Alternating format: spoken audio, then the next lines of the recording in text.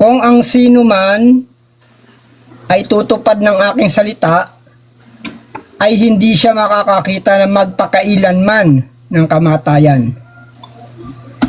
Anong pagkaintindi mo rin sa salitang ay hindi siya makakakita magpakailanman ng kamatayan?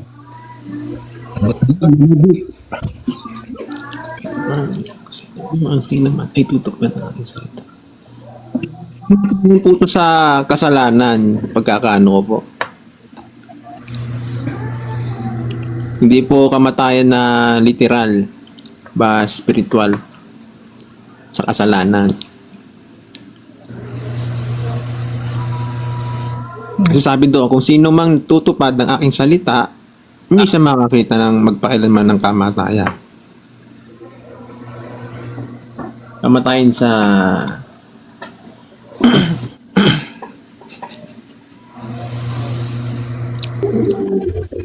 yun po. Hindi yung kamatayan na sa Efeso 2:1, kapag tutupad ka ng salita, siyempre, ang salita Pag- ano yun Yung buhay yun buhay, yun ba yun? buhay. Pero patay. Yun nga, patay sa kasalanan.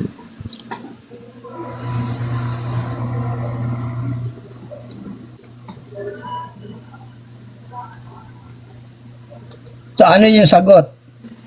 Hindi malinaw yung sagot eh. Ano sagot doon? Ano ang sagot doon sa hindi siya makakakita ng kamatayan kailanman? Magpakailanman. Kasi hindi ka mahihiwalay. Hindi po siya literal na kamatayan, kundi spiritual na kamatayan. Hindi niya Patay. makikita.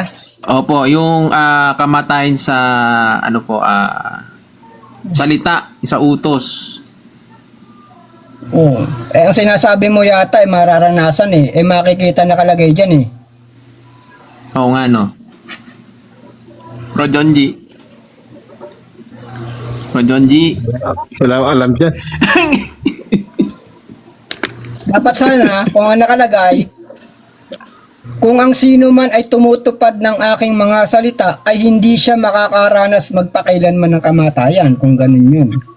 Kaya Nakalagay dyan. nakakita eh, nakalagay eh. Oo nga po, nakakita pala no. Oo nga no.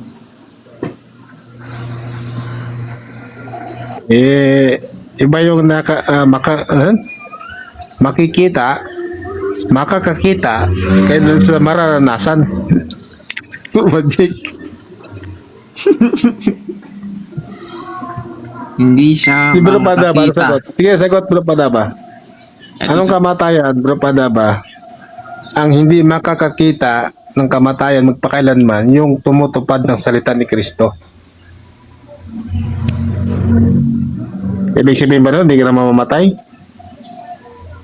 Anong kamatayan? Laman? Spiritual na kamatayan? Mamaya ka, bro, Jogi, mamaya. Anong kamatayan? Reserva to, reserva.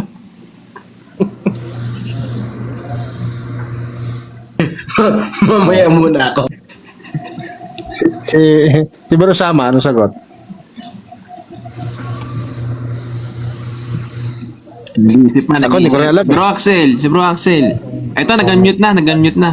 Ating salita ay hindi siya makakita magpakailan ng kamatayan.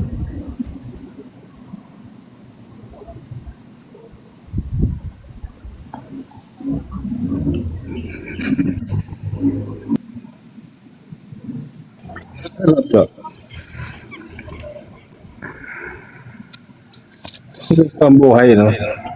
Ito yung buhay.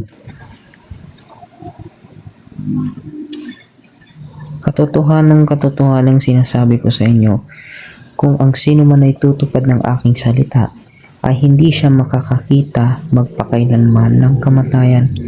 Ang pagkaintindi ko po kasi dyan, base po sa pagkaintindi ko, yung kamatayan na tinutukoy dyan, yung ano ba to, kamatayan sa spiritual. Kasi kung tutupad tayo ng kanyang salita, syempre nandun po yung paggawa ng mabuti, yung pag-ibig, hindi natin masusumpungan talaga yung kamatayan. Kaya pagkaintindi ko po yung spiritual.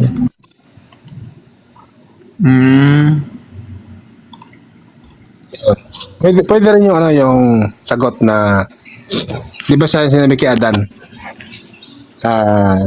huwag mong kainin ito, bawal to. Sa araw na kumain ka, walang pagsalang mamamatay ka. Ayun. Oo nga. No? Ngayon, hindi niya tinupad yung utos. Umiwali siya sa utos.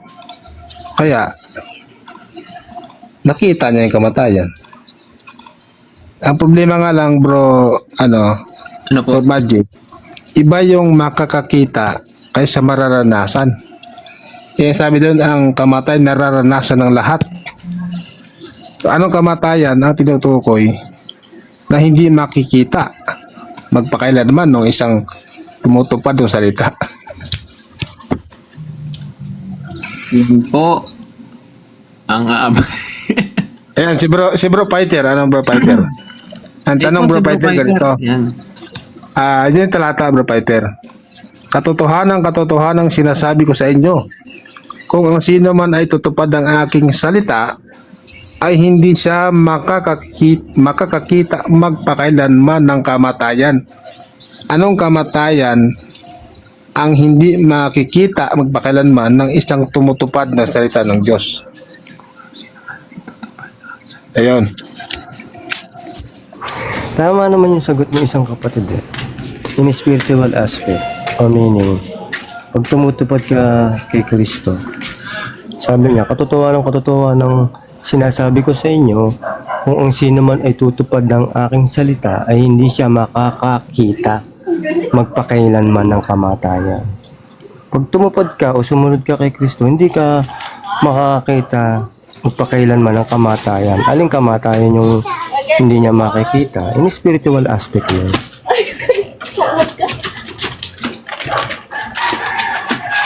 Ibig sabihin, hindi ka ma-inferno. Hindi mahiwalay si Diyos. Experience Mahiwalay sa yun. Diyos. Pagkakita, sinasabi yan. Aha. Bro Jonji.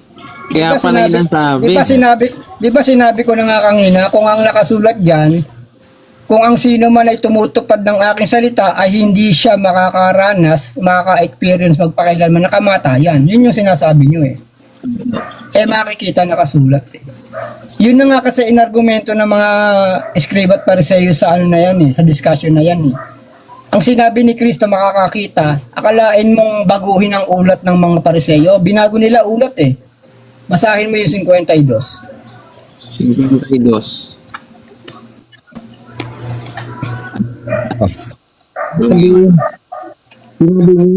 Sinabi ng Hodyo sa kanya, ng demonyo, namatay si Abraham. Sinasabi mo, kung ang sino man ay tutupad ng ang salita, ay hindi niya natitikman ang magpakailanman. Binago ulat kapatid na Sentinel o hindi? Hindi ba? Hindi matitikman daw. Oh. Ang sabi ni Kristo hindi makakakita. Pero noong iparaphrase ng mga scribe at pariseyo, ang inilagay matitikman, experience. Binago ulat eh. Oo nga no.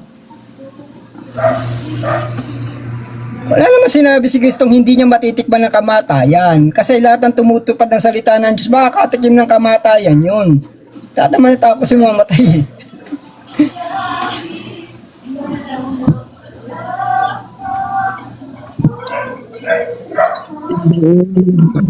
Bro, madi. Ha? Binago ulat, di ba? Magkaiba. Ulit. Magkaiba yung makikita sa matitikman o may experience. Hindi siya makakita. Hindi siya makakita magpakailanman. Bro Bruno, baka hindi ko po kaya sinasabi dito, ano? Halimbawa ako, tumutupad ako sa salita. Sabi po dito kasi, kung ang sino man ay tutupad ng aking salita, siyempre sinampalatayanan ko po yun. Hanggang matapos ko yung takbo ko, pinagpahinga na ako, pagpahingahin man ako, para sa akin, hindi pa yun ang kamatayan kasi may aral tayo na bubuhayin tayo muli.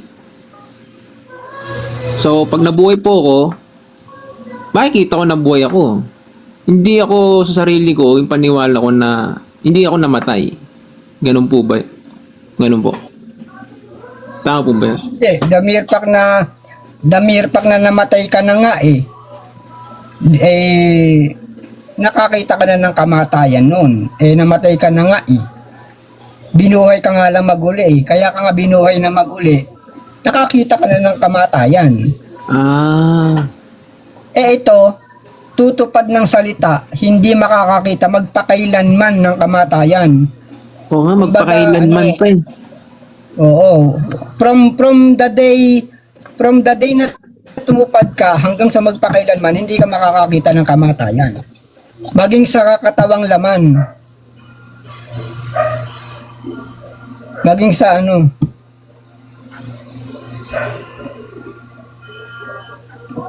Kasi yun nga ang pinaraphrase ng mga escriba at pariseo Ang ginamit ni Kristo, makikita magpakailanman, pero noong pamalian nila si Kristo, ang binanggit,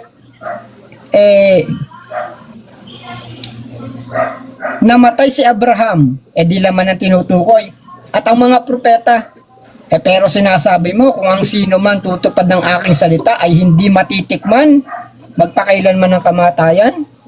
Hindi naman yun ang punto ni Kristo Wala naman siya sinabing, ang tutupad ng aking salita, hindi mamamatay physically, magpakailanman. Wala namang ganun Pero doon dinala ng mga escriba at pariseo yung argumento para pamalian si Kristo. Hindi naman ganun na sinabi ni Kristo. Ang sinabi ni Kristo, hindi makakakita, hindi sinabing hindi matitikman. Oo nga, no?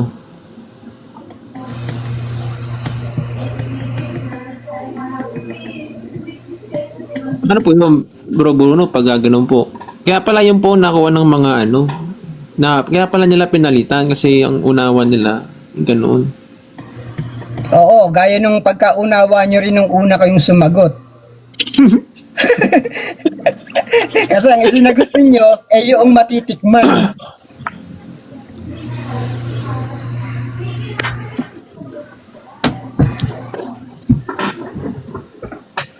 Ito pala si Bro Loy. Bro Loy, ano pong masasabi niyo po doon?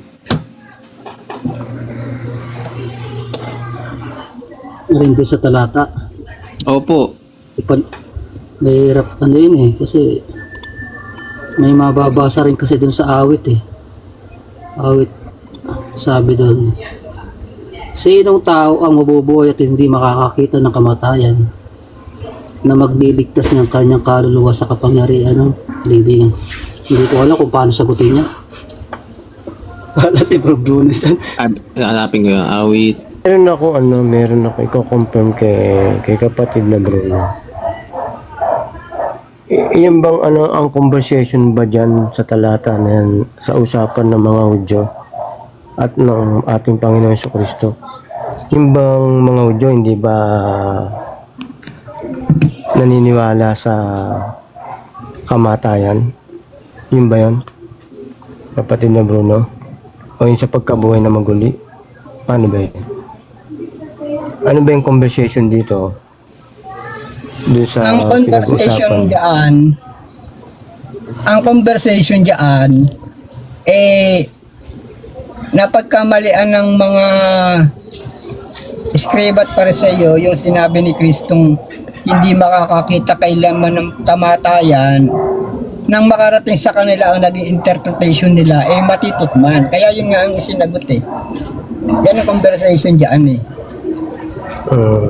Katotohanan ang sinasabi ko sa inyo, kung ang sino man ay tutupad sa aking salita, hindi siya makakakita kailanman ng kamatayan. Yun ang sinabi ni Kristo. Sinabi nga ng mga Hudyo sa kanya. Ngayon nalalaman namin na mayroon kang demonyo. Bakit? Si Abraham at ang mga propeta namatay Pero ikaw ngayon, sinasabi mo, kung ang sino matutupad ng iyong salita, hindi matitikman ang kamatayan. Oh, how come na eka na mabubuhay magpakailanman? Si Abraham nga namatay. Ang mga propeta nga namatay. Tumutupad ng salita yun. Yun ang Ang dalayan mo implication yung, ng bro, scribat Bruno, para sa iyo para pamalayan si Kristo. yung tinatanong, Yung mga yung tinatanong ni Bro Pharisees. Ilipin, yun yung hindi makasagot, may demonyo ka, eka. Demonyo ka. Parang ganyan yung senaryo eh. Hindi na may pansi Tama yung Satanas, no? paliwanag ni Brother Bruno. Ngayon, may ako rito, may kukonfirm naman ako dito sa isang, yan din sa 51. Yung sabi rito, di ba si Kristo sumagot dyan, di ba? Tama ba? Katotohanan sinasabi ko sa inyo, sabi ni Kristo doon sa mga kausap niya. Mga pariseo, eskriba to, di ba? Kung ang sino man ay tutupad ng aking salita, sabi ni Kristo, no? Ay hindi siya makakakita magpakailanman ng kamatayan. Ngayon, ang question natin dito, yung sinabi ni Kristo na sino man ay tutupad ng aking salita, ay hindi siya makakakita magpakailanman ng kamatayan. So, kung yung ultimate truth natin yan, consider yan dun sa spiritual aspect na, halimbawa, ikaw, tumutupad ka ng salita ni Kristo, hindi ka makakakita na magpakailanman ng kamatayan in spiritual aspect. Ibig sabihin, hindi ka mamamatay sa spiritual kasi nga tumutupad ka eh. Maliligtas ka, ibig sabihin hindi ka mai-impyerno in a broader perspective way. So isa sa point ni Kristo yun eh, di ba? Bawa tutupad ka ng salita ni Kristo, hindi ka makakakita ng kamatayan o hindi ka makakakita magpakailanman ng kamatayan in spiritual aspect. Kasi pag ang tao sumunod, tumupad ng salita ni Kristo o ng Diyos, hindi siya mamamatay spiritually. Ano yun? Babagsak ka sa 52 na ang termino nun matitikman. Iba naman yung sinabi ng Hudyo, no? Oo. Although sa ibang yung conversation, kapag tumutupad ka ng salita ng Diyos at hindi ka mapapahama kundi mapupunta ka sa langit, experience yun eh.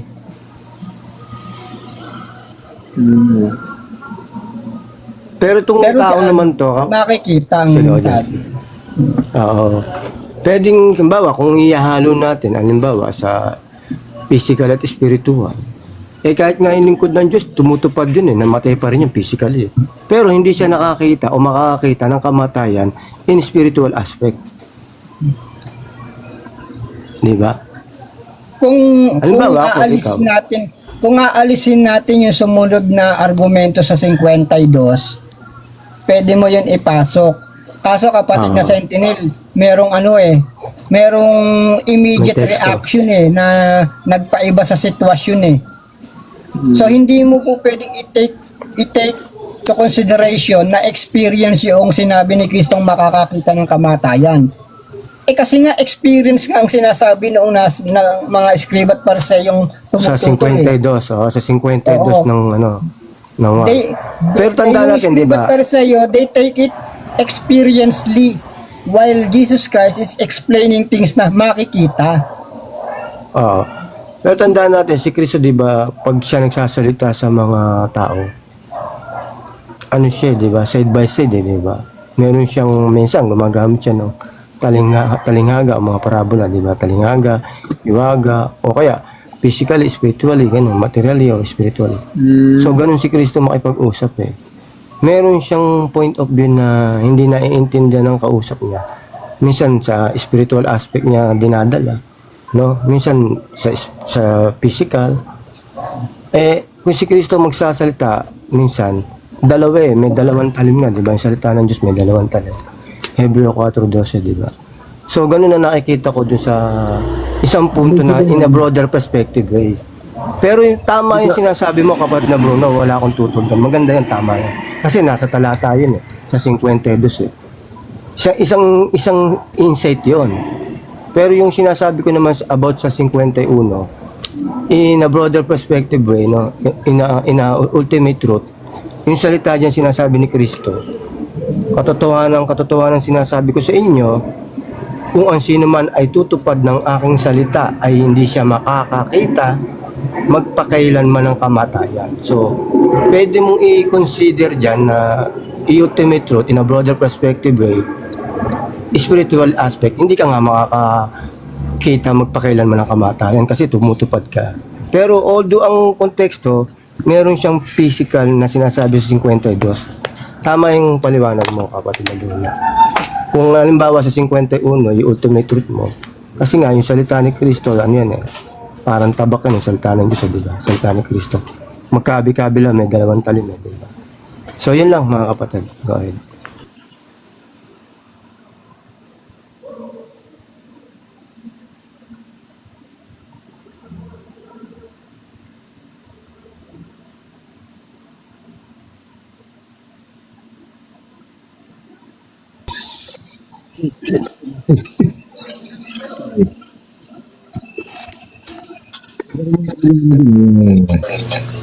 Hindi maaaring magsasala yung pinanahon ng binhi.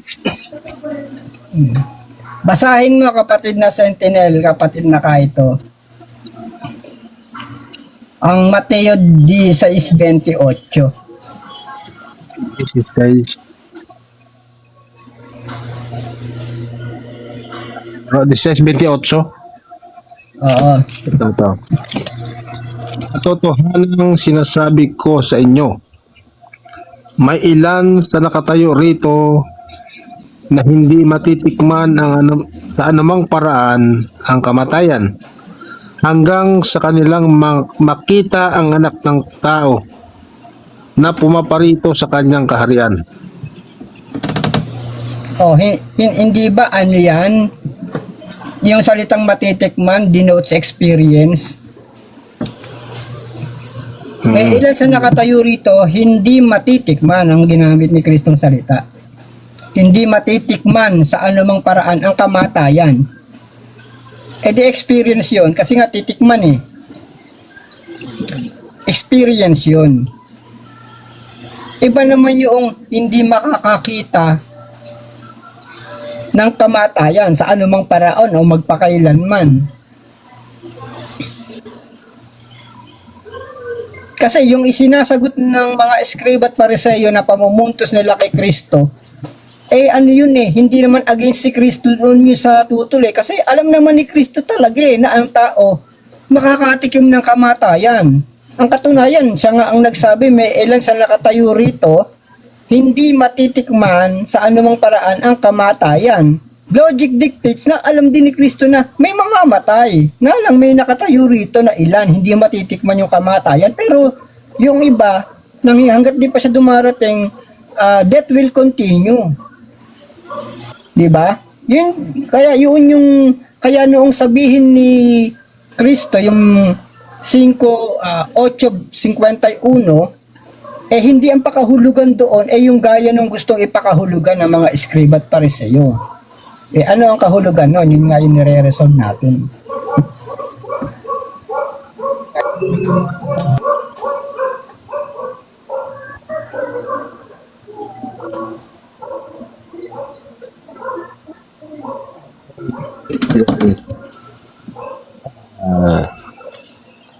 Yung buwan.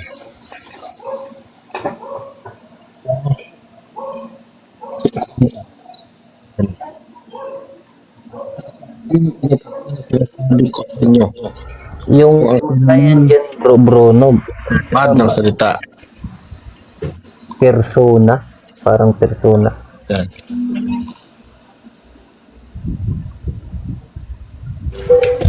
Kasi Yan si Kirin.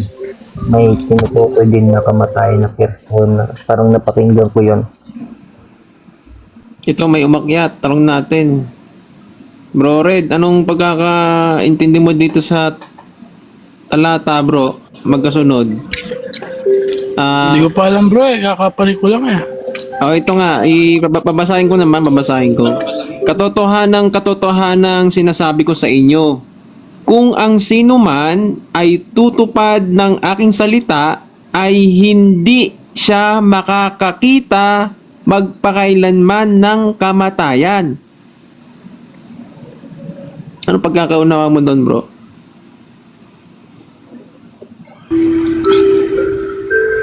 Makakakita. Oh, kung ang... Apo, sige. Narinig ko kay Brad Bruno, pag matitikman, parang experience yun eh. Tama po. Kaso nga lang yung makikita. Yun Makakakita. Yung makakakita. Yun ang hindi ko alam kung may experience ba yun or something like that, parang gano'n. So, Adrian, yung basa bro ng bro, magic sa Apocalypse 20:14 ba yun? 20:14 bro. Bro John G, basa. Ano kung lalabas na ako talata? Apocalypse, ano po? Apocalypse 20:14.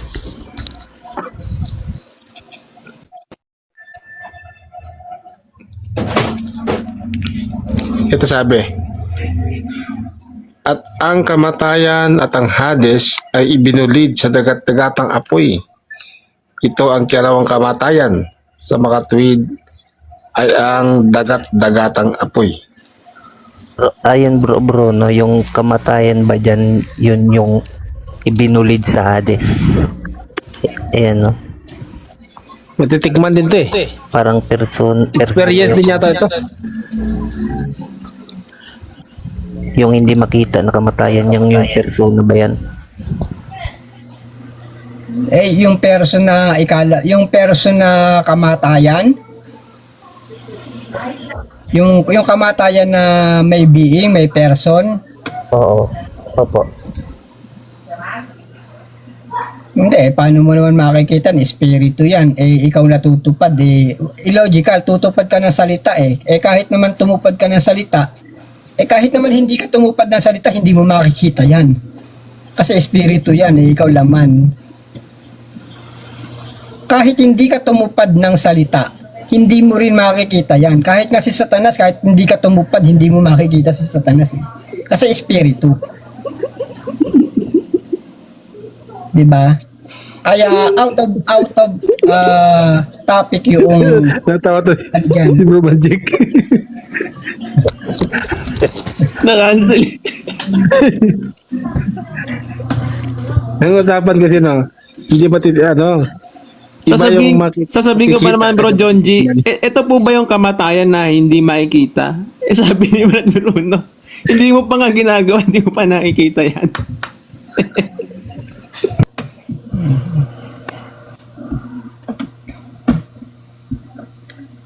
Bro Sentinel.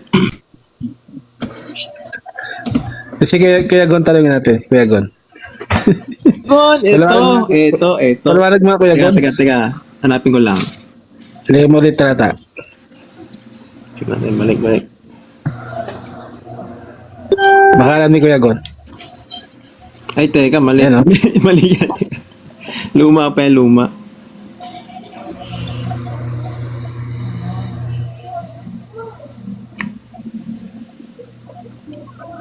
Ay, bakit ganun?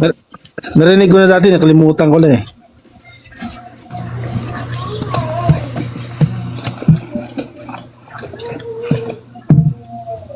Wala, mali.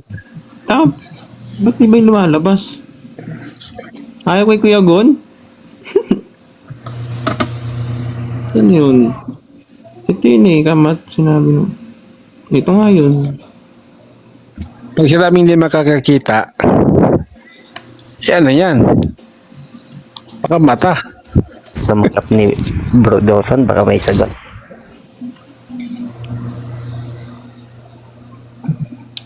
Ganun ba lumalabas?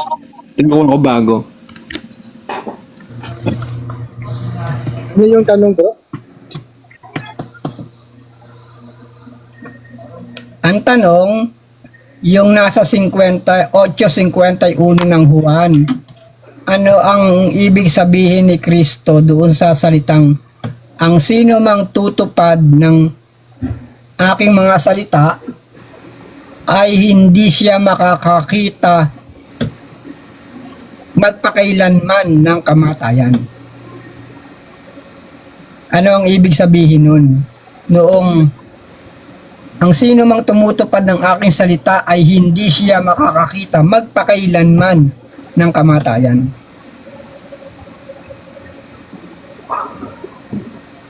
Yung kamatayan yung tinatanong bro. Yung hindi makikita na kamatayan magpakailanman. Ano yun? Yung kasi Try kong sumagot bro. Yun ba yung makikitang kamatayan yung ano? Kamatayan as in paggawa ng kasalanan? Kasi 'di ba naligtas tayo sa kamatayan dahil sa biyaya ng Diyos. Patay tayo nung hindi pa tayo nakakakilala ng salita ng Diyos eh.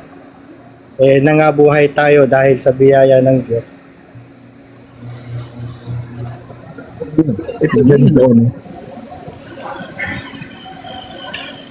Ano pala yun?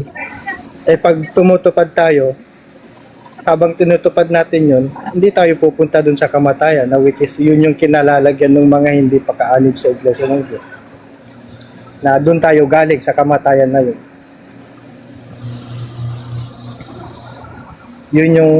Yun yung ano, itatry kong sagot.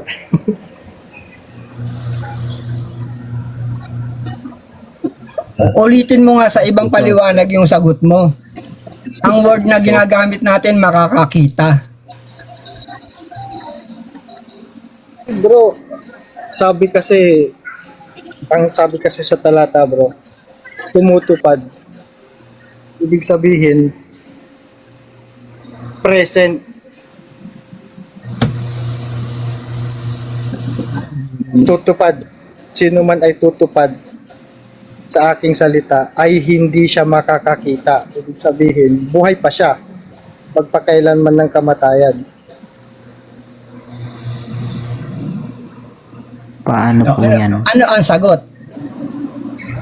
Ang sagot, hindi niya makikita ang kamatayan, which is yung dati niyang ginagawa nung hindi pa siya tumutupad ng salita ni Kristo.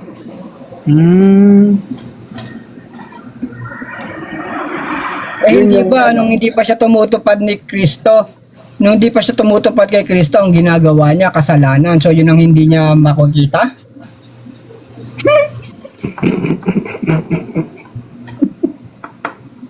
Ano yan?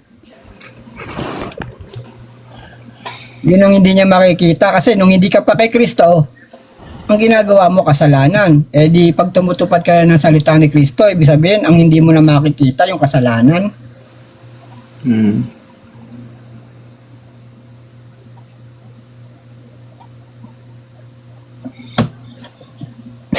Natahimik ko lahat. Hindi ko rin alam sagot yan eh.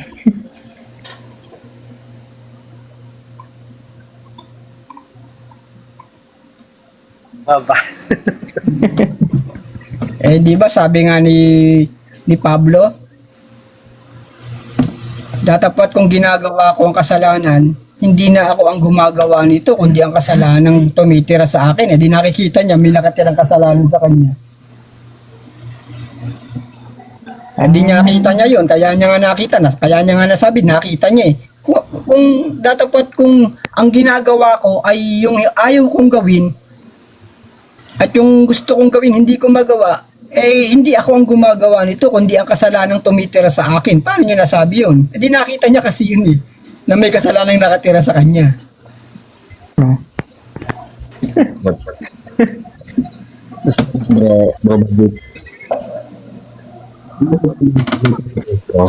Hindi makakakita ng kamatayan. Yan ang makikita niya. Yung buhay, kasi yung buhay na wala hanggan.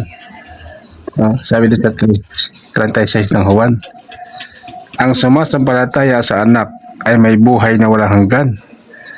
At ang hindi tumatalima sa anak, hindi makakakita ng buhay, kundi ang puot ng Diyos ay sumasa kanya.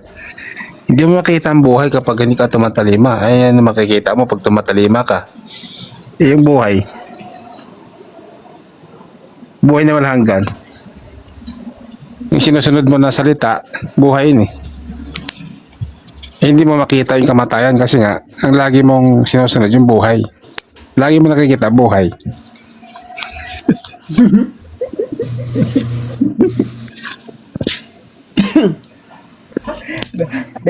Very good answer, kapatid na nadali mo. Hindi. Basahin natin ito paliwanag mga kapatid.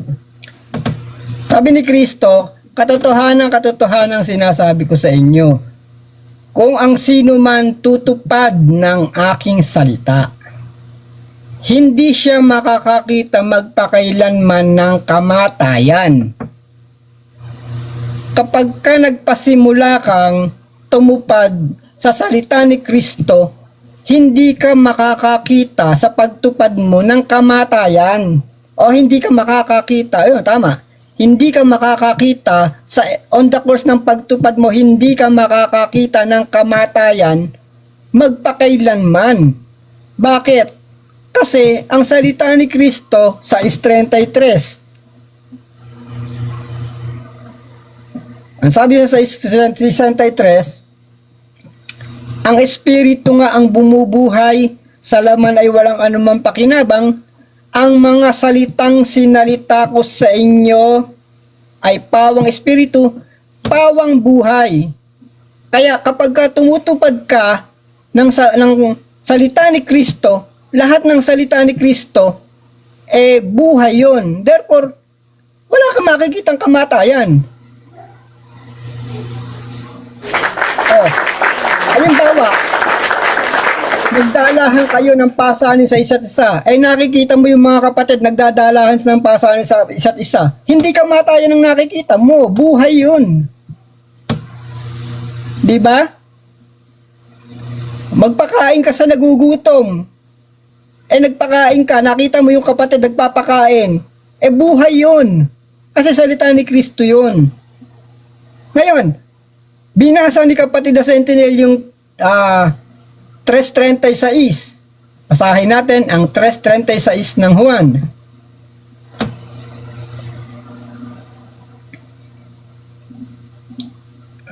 Tres 36.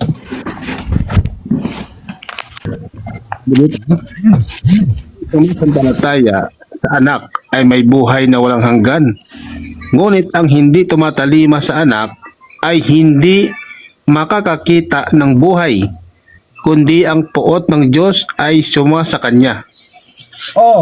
Ang sumasampalataya sa anak ay may buhay na walang hanggan. Alin ba ang buhay na walang hanggan? Di ba? Ang salitang sinalita ko sa inyo, pawang espiritu, pawang buhay. Ang salita ng Diyos, buhay na walang hanggan. Nasa Juan yun na 12:50 kung di ako nagkakamali. Sabi dyan sa 3:36, ang sumasampalataya sa anak may buhay na walang hanggan. Bakit ka may buhay na walang hanggan? Kasi nasa iyo yung salita ni Kristo. Sumampalataya ka, therefore mapupunta sa iyo ang salita ni Kristo. At yung salita ni Kristo na napunta sa iyo dahil sumasampalataya ka, tutupad ka ron. Yung salita ni Kristo, buhay na walang hanggan yun. Kaya ang sumasampalataya sa anak may buhay na walang hanggan. Ngunit ang hindi tumatalima sa anak ay hindi makakakita ng buhay. Bakit? Wala kasi yung salita ng Diyos sa kanya. Kaya hindi niya makikita yung buhay. Paano mong hindi makikita yung buhay? Kasi ang ginagawa mo hindi salita ng Diyos Kaya wala kang makikitang buhay kung ang ginagawa mo hindi salita ng Diyos. Ang makikita mo kamatayan. Tumingin ka. May naglalasing. 'Di ba? Ikaw, wala ka rin naman salita ng Diyos. Yun lang makikita mo. Kamatayan yun Kaya, yung sumasampalataya sa anak ng Diyos, meron siyang salita ng Diyos na tinutupad niya. Hanggat siya'y tumutupad, hindi siya makakakita ng kamatayan. Bakit? Kasi lahat ng salita na tinutupad niya, puro buhay yon. Wala siyang makikitang kamatayan dun. Kasi mga kapatid, yung yung salita, no, yung salita na nakikita talaga yun eh. Nakikita yun. Yung salita, buhay. Yung salita, nakikita. Buhay yung salita. Therefore, yung buhay, nakikita yun. Diba? Kung mo nakikita mo yung buhay dahil sa pagtupad mo ng salita, therefore, puro buhay ang nakikita mo. Hindi ka nakakakita kailanman ng kamatayan. But it doesn't necessarily follow na hindi ka makakatikim ng kamatayan. Basahin natin ang unang Juan 1:1, tama. Yaong buhat sa pasimula, yaong aming narinig, yaong nakita ng aming mga mata, yaong aming namasdan at nahipo ng aming mga kamay tungkol sa salita ng buhay. Oh, ayan oh.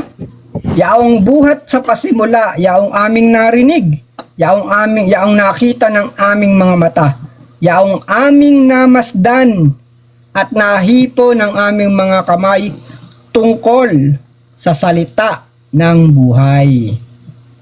No? Yung salita, buhay yon. Diba? At yung buhay, may sinasalita yon. Kaya nga ang inyong pamumuhay magsasalita. No? Yung salita, buhay yon. Yung buhay, may sinasalita yon. Kapag ka yung buhay nagsalita, ang tawag doon salita ng buhay. At yung salita ng buhay na yon, namamasdan yun o nakikita. Yaong nakita ng aming mga mata, alin? Yung salita ng buhay. Yaong aming namasdan, alin yon? Yung salita ng buhay. Kaya kung ang lagi mong nakikita ay yung salita ng buhay, which is yun nga yung tinutupad mong salita ni Kristo, di lagi mong namamasdan buhay. Di hindi ka makakakita ng kamatayan. Nagets ba yun? Pero hindi sinabing hindi ka makakatikim dahil mamamatay ka rin.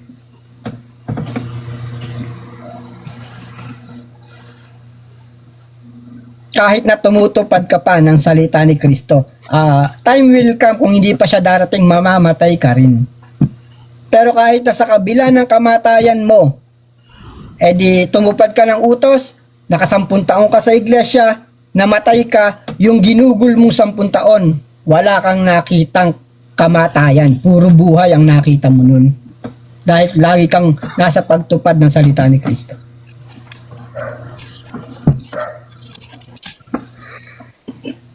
Okay na ba? Meron bang naging conflict ngayon?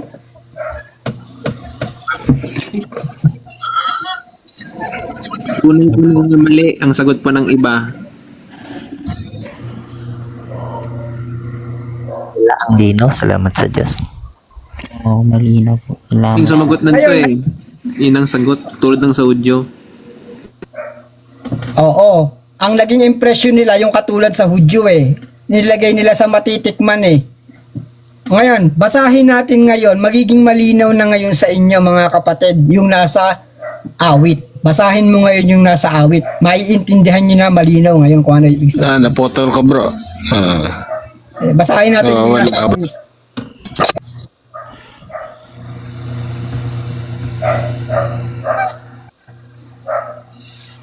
Libre doon, no? Wala.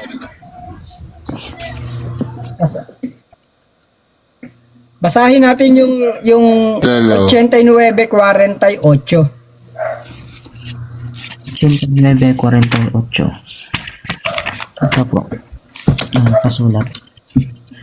Sinong tao ang mabubuhay at hindi makakakita ng kamatayan, na magliligtas ng kanyang kaluluwa sa kapangyarihan ng Sheol? Oh. Ngayon, malinaw na yan. Sinong tao ang mabubuhay? Sinong tao ang mabubuhay?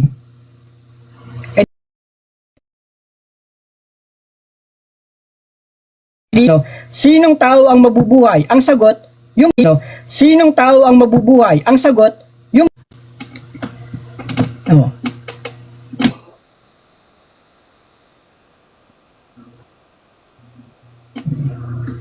Panag na buhay, yun pala yun, yung susunod sa utos, hindi talaga makakakita ng kamatayan yun. Kasi susunod lagi yun sa kautusan ng salita Kasi tutupad yun ng salita Buhay lagi yun, buhay yun.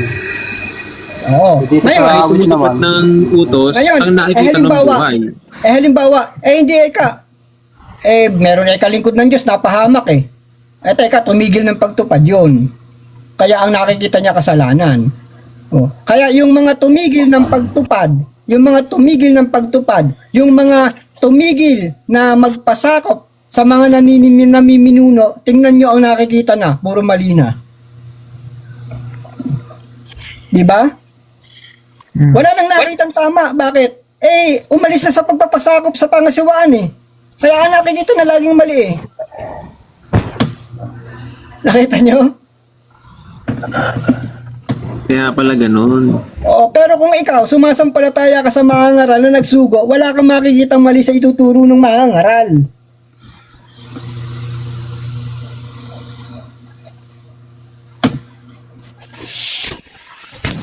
Kasi tumutupad ka doon sa utos na yung sinasabing manatili ka sa mga bagay na ito kung kanino mo natutunan. Nanananang sa tapat na salita ng ayon sa turo. Pagka nananang ka sa tapat na salita ng ayon sa turo, wala kang makikitang mali sa nagtuturo. Pero kung aalis ka na sa tagapagturo, hindi ka na mananangan sa kanyang salita, ang makikita mo dun sa tagapagturo, puro mali. Kahit na tama ang tinuturo, mali ang makikita mo kasi hindi ka na nananangan doon sa mga ngaral.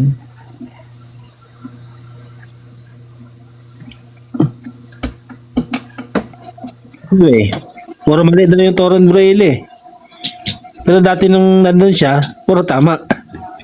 Umalis siya, puro mali na Oo. Para lang yan si Harry, Nung una nung lumabas siya, dala niya pa rin ang aral ni Brother Eli. Pero bandang huli, mali na raw si Brother Eli. Yan niya Ari ng debate pa naman. Ayan. Sa buhay. O kaya, ngayon, ilagay nyo ngayon sa realidad. Totoo ba na pagka nakakita ka ng tumutupad ng salita ni Kristo, ano nakikita mo? Kamatayan o buhay? Buhay. Buhay ang nakikita mo.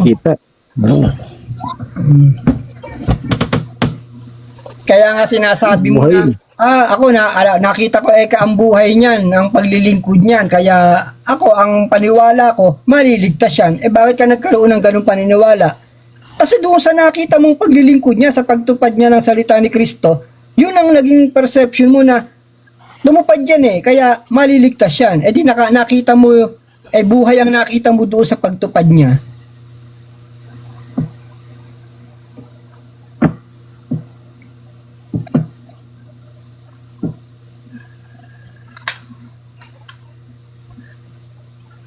So, meron pang tanong? May conflict pa? Bro. Opo.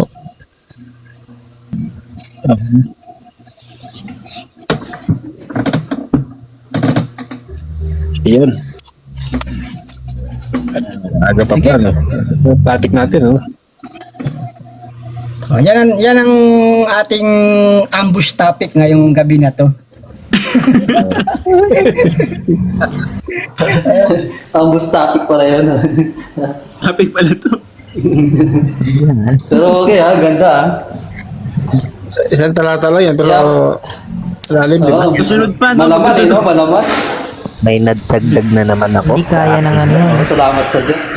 Hindi kaya ng iglesia ni Manalo yan. Bro, sinerge ko nga bro sa internet. Ang nuba, sagot ng Hudyo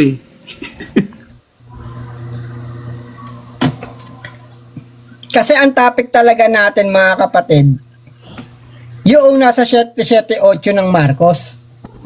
Yun yung pinag-uusapan kasi natin dati. Kasi Tuloy natin, tuloy.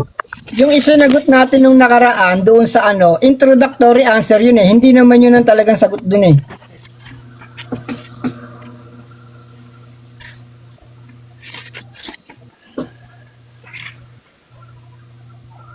O kaya, ang Excel. talagang itatopic natin sana, kaso mahaba eh, kaya hindi ko mabuksan eh. Hindi ko maituloy eh. Ang itatopic natin, yung talagang kahulugan ng sinabi ni Pablo, no? Na iniuutos niya hindi ng Panginoon. Ano ibig sabihin nun?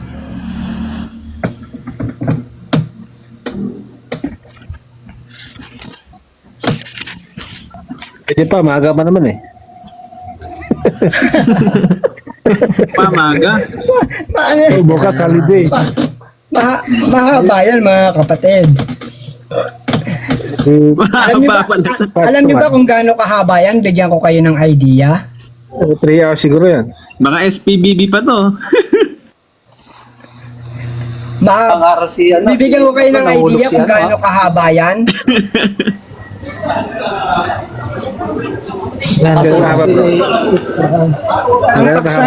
Ang paksa na yan, buong kapitulo 7 ng unang Korinto. Ay, parang 7:1 hanggang 40. Parang Korinto serye ah. O, Korinto serye, no? Nabuta pala ni Axel yun. Oo. Hindi ko pa Tatakil naabutan natin yun. ng 7:1 hanggang 40 para sa discussion na yan, ano? Nakwento lang ng kapatid sa akin yan, yung about sa Korinto serye. Mahaba yun, bro. Maganda yun, bro. Yun yung kay namin, bro. Kay series, Korinto serye. Sayang eh, gusto ko sanang mapakinggan yung Korinto serye na. Wala pa kasi ako nun. Kaya pagka mga kapatid, pagka maaga-aga tayo nagsimula, umpisahan natin yan. Pero pag samantala, hindi naman nasayang yung ating pag-uusap-usap dahil kahit pa paano, Oo po. nakaano naman tayo. Nakausad. Nakausap naman kahit konti.